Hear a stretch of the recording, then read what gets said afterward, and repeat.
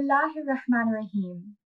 Let us begin with a poem attributed to Khalil Gibran, where he narrates the journey of a river, which many of us may be able to relate to in our own life journeys. He says that as a river approaches the ocean, it is trembling with fear. While it knows where it has come from and how far it has traveled, the ocean is completely different from anything it has ever experienced before. This river is so afraid that if it enters the ocean, it will disappear, that it simply wants to stop and turn back. But it knows that going back is impossible, and the only path is the path forward. But to do so, the river has to take the risk of entering into the unknown, and only then will the fear disappear, because only then will it realize that entering the ocean does not mean disappearing, but it means becoming the ocean.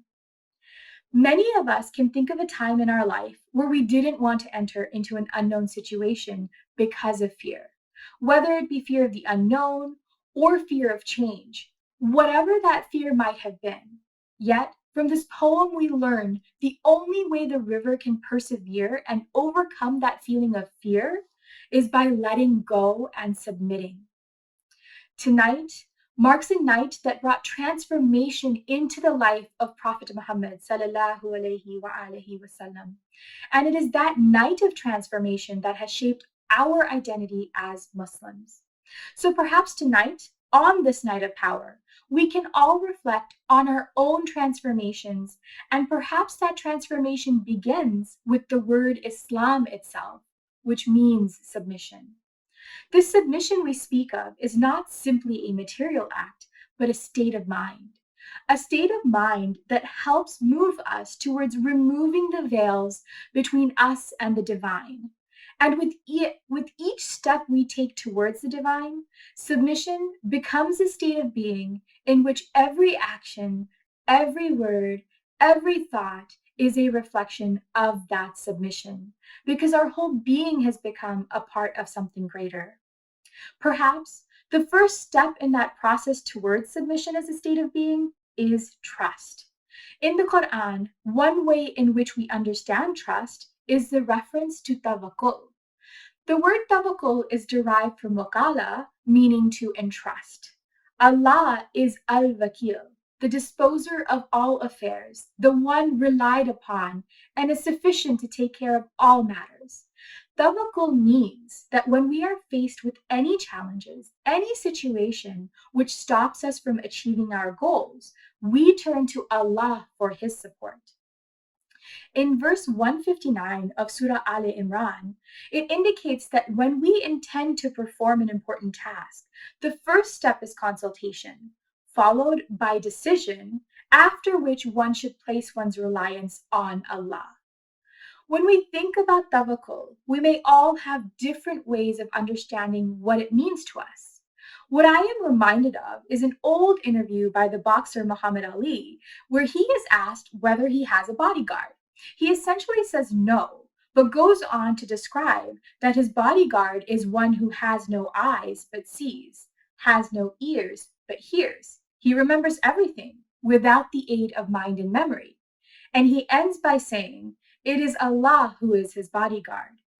This statement would indicate that Muhammad Ali truly believed that Allah was constantly there and that he could rely on him no matter what the situation.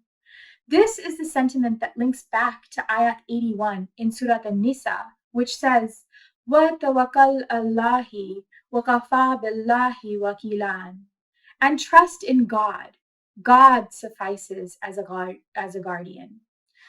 Tawakkul has been connected to many actions and phrases in the Quran, a few of which are sajda and quwwat, which is prostration and strength. So perhaps the first step in tawakkul is sajda or prostration. And the moment we prostrate to Allah and place our situation in His hands is the moment we receive strength or quwwat from Him. In this way, we view prostration and not just a physical action, but a prostration of the heart and mind, which is really submission. And it is through that submission that we receive the strength to face even that which is completely out of our control. When we think about the situations we are currently in, it may be hard for us to plan the next few months, let alone the next few weeks, which may frustrate us. Our parents and grandparents are stuck at home. Young children can't go out and play with their friends. Students are not able to walk for their graduation ceremonies. I can go on, but we all know the reality of these struggles and the frustrations that come with it. And while the current situation is unique, situations such as these, which are completely out of our hands, are not unique. Every single one of us have had those moments where we have been faced with sadness, with challenges, with pain, with anxiety or stress. If we truly think about them, though, we will notice these are moments in our lives when things happen that are beyond our power to control or fix. But as we fixate on these instances and trying to change these instances, we lose sight of the fact that there are some things that are just out of our control. And when it is out of our control, no amount of stress, no amount of anxiety or willfulness will produce a different outcome. But it is this very act of letting go which is hard for us, especially in today's society, because control is equated to strength. But in certain situations, there is more strength and bravery in realizing when to let go and submit to Allah and allow Him to provide us with strength, with hope, with faith, and with clarity to cope. Each one of us is like the river Khalil Gibran spoke about. Every day, new situations are presented to us as vast, unknown oceans. And you and I have choices to make. How will we choose to engage with these moments? Perhaps it is the submission to the divine that grounds us, that reminds us to have strength in difficult times, and allows us to achieve peace even in moments of uncertainty. Allah reminds us in the Quran that it is in this night that peace it is until the break of dawn.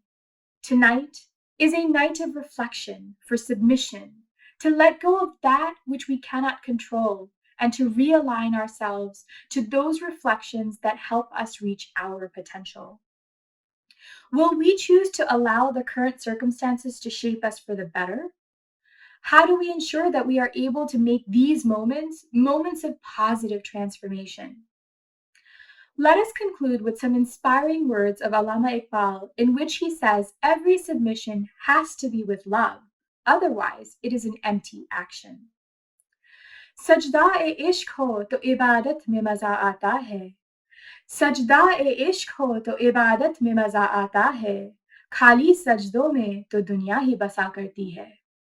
When our sajda, our prostration, is full of love, it is then that there is beauty in worship. Without love and intention, the act of sajda or prostration is simply a material act. Let us allow this night to be a true submission with our heart.